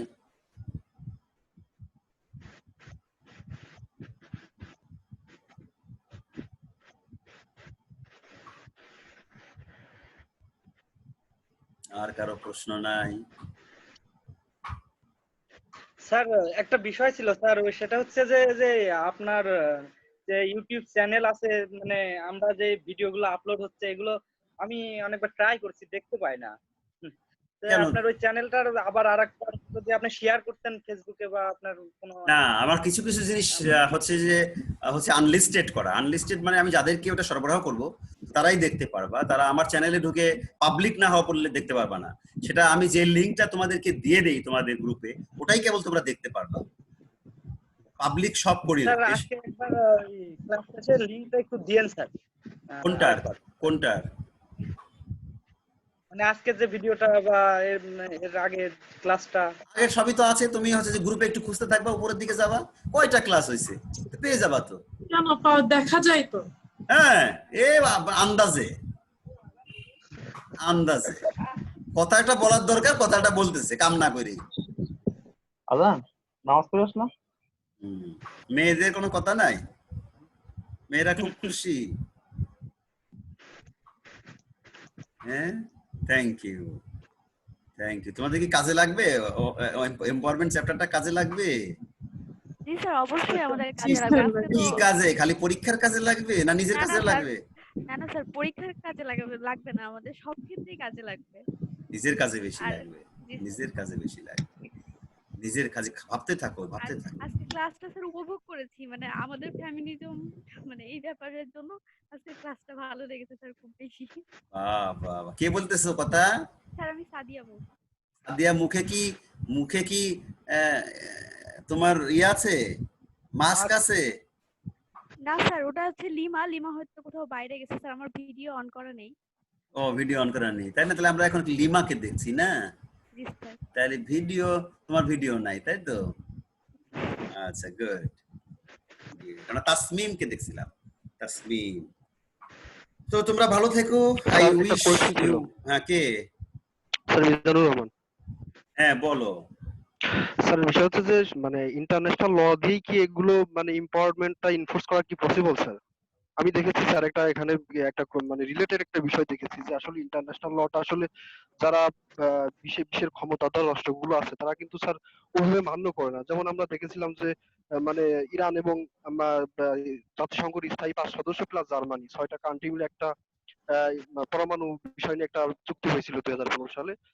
তো সেটা কিন্তু মার্কিন যুক্তরাষ্ট্র একাকী বের বের হয়ে গেছে। তো আমি সেই ক্ষেত্রেই বলতেছি যে আসলে ইন্টারন্যাশনাল ল গুলো তো স্যার ওইভাবে মানে ইনফোর্স হয় না। যে শক্তিধর রাষ্ট্রগুলো আছে তাদের ইচ্ছা মতো তারা এগুলো ইউজ হুম করতে চায় বা হুম তারা হুম কাজে লাগাতে চায়। তো স্যার হুম। আমি এই জায়গায় জানতে চাইছিলাম যে আসলে দুর্বলতা। এই বিষয়ে যদি একটু এক্সপ্লেন করতেন না, কাইন্ডলি। এটা তো দুর্বলতা, তুমি ঠিকই বলেছো, এটা ইন্টারন্যাশনাল লয়ের দুর্বলতা। স্যার মানে আমরা সকলেই জানি, এটা আমরা সকলেই জানি যে এটা ইন্টারন্যাশনাল লয়ের একটা বড় দুর্বলতা।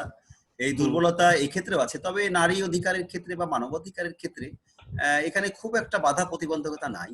রাষ্ট্র যদি আন্তর্জাতিক চুক্তিকে সে হচ্ছে যে সিগনেচার করে আসে এবং এবং দেশে এসে যদি সে র্যাটিফাই করে, তাহলে তো অবশ্যই সেই দেশের আদালতে লয়াররা যদি সেই যুক্তি উপস্থাপন করেন এবং সেই র্যাটিফিকেশনটা প্রুভ করতে পারেন এবং ইন্টারন্যাশনাল লটাকে প্রুভ করতে পারেন উইথ কেস লজ প্রিন্সিপালস দিয়ে, তাহলে কোর্টের এবং এবং অনেক ক্ষেত্রে বাংলাদেশেরই হাইকোর্টের কিছু লিডিং জাজমেন্ট এরকম আছে যে ইন্টারন্যাশনাল প্রিন্সিপালস গুলোকে সেখানে কমপ্লাই করা হয়েছে, সুতরাং এটা হতে বাধ্য, এটা হতে বাধ্য। তবে ইন্টারন্যাশনাল লেভেলে এই সমস্ত ট্রিটি কন্ট্রাক্ট গুলো ঠিকই বলেছো যে বড় শক্তিধর রাষ্ট্রগুলো চুক্তি করার পরে রেটিফাই করার পরেও মানে না, এটা ইন্টারন্যাশনাল ল এর ইমপ্লিমেন্টেশনের বিরাট দুর্বলতা। এই জন্য বলা হয় যে international law is the vanishing point of jurisprudence. এটা আদৌ ল কিনা সেটা নিয়েও কিন্তু প্রশ্ন আছে। এটা এটা এটা এটা ভ্যানিশিং পয়েন্ট অফ, একেবারে এটা মানে নিয়ার অ্যাবাউট 0% ল এটা ধরা হয় আর কি। তবে ইন্টারন্যাশনাল ল কিন্তু এখন একটা বড় ভূমিকা রাখছে আমাদের ন্যাশনাল লেজিসলেশন মেকিং এর ক্ষেত্রে, এবং ইন্টারন্যাশনাল এই প্রভিশনস গুলো, এই ডেভেলপমেন্ট গুলো আমাদের ন্যাশনাল লেজিসলেশনস এর ক্ষেত্রে কিন্তু বড় একটা প্রভাবক হিসেবে কাজ করে এবং করছে। আমাদের নারী নীতি বলো, তারপরে আমাদের women and children repression act বলো, তাই না, তারপরে আমাদের ফ্যামিলি ভায়োলেন্স অ্যাক্ট বলো, এই সমস্ত যত ডেভেলপমেন্ট গুলো হয়েছে এগুলো সবই কিন্তু ইন্টারন্যাশনাল এই ডেভেলপমেন্ট গুলোর একটা ইম্প্যাক্ট কিন্তু এর উপরে আছে, এবং এগুলো তো enforceable by the court of law. Individually যদি রাষ্ট্র যদি নিজে ইচ্ছা করে মানে যদি রাষ্ট্র মানে চায় যে মানে রাষ্ট্রের উপরে আমার মনে হয় যে এটা আসলে মানে নির্ভর করে যে এমপাওয়ারমেন্টটা তারা ইফেক্টিভ করবে কিনা। এটা এটা রাষ্ট্রই যদি মানে বেসিক্যালি এটা নির্ধারণ করবে স্যার। বটেই বটেই বটেই রাষ্ট্রকে বেশি আগ্রহী, আন্তরিক হতে হবে, আন্তরিক হতে হবে, আন্তরিক হতে হবে। হ্যাঁ, ঠিক আছে, ঠিক স্যার, আছে। Thank you sir. তো ভালো থেকো তোমরা সবাই। Thank you very much, thank you very much. Hello.